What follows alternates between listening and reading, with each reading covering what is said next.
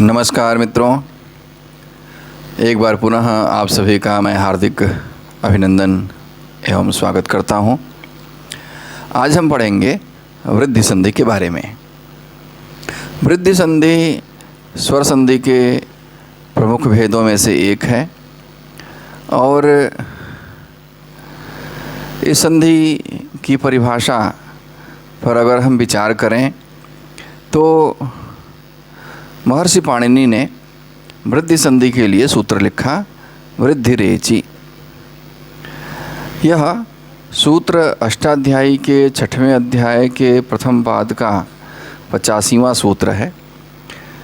इस सूत्र का तात्पर्य यह होता है कि यदि अवर्ण के बाद एच हो तो दोनों के स्थान में वृद्धि एकादेश हो जाया करता है।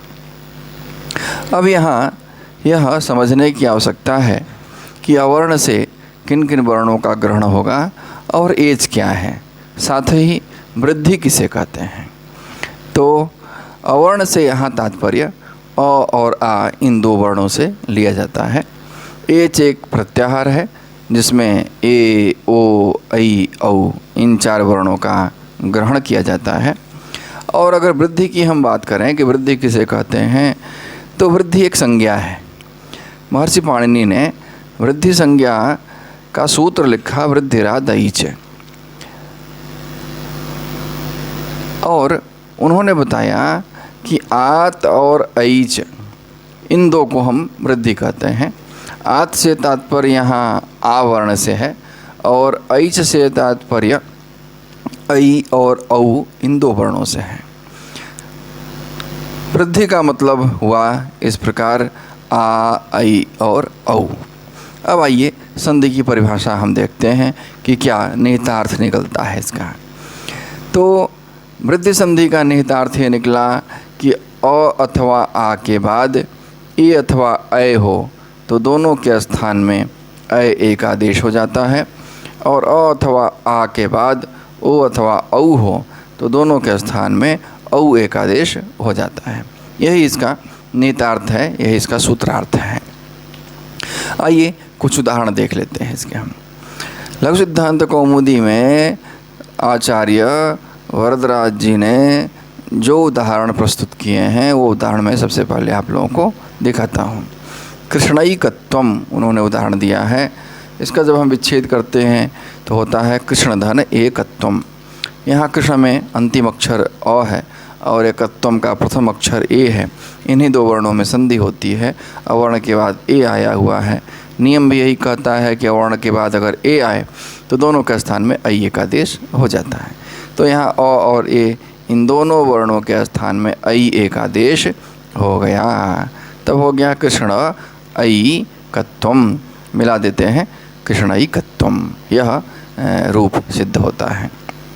दूसरा उदाहरण देखते हैं।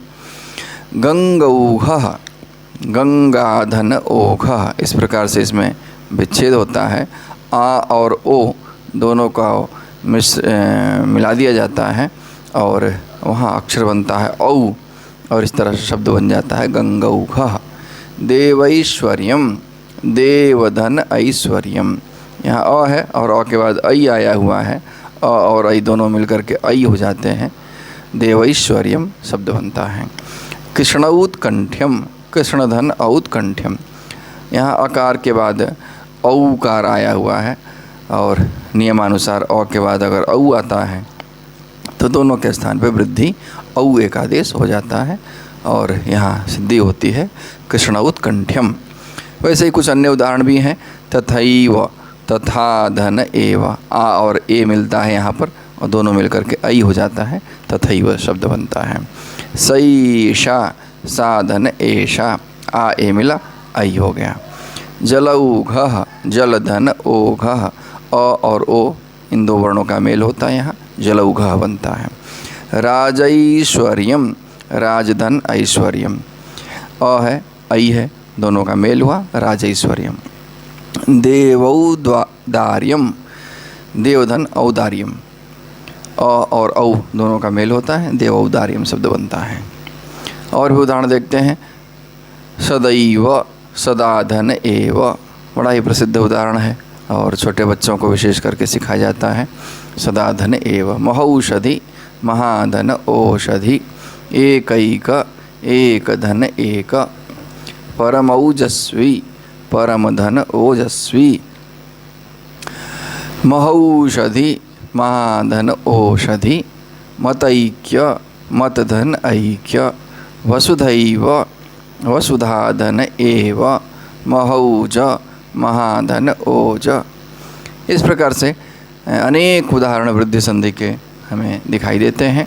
आप सभी को इसका खूब अच्छी तरह से अभ्यास करना चाहिए और आपको किसी भी प्रकार की कोई समस्या होती है इन सूत्रों को समझने में, सूत्रों के उदाहरणों को समझने में, तो आप हमसे कमेंट करके पूछ सकते हैं।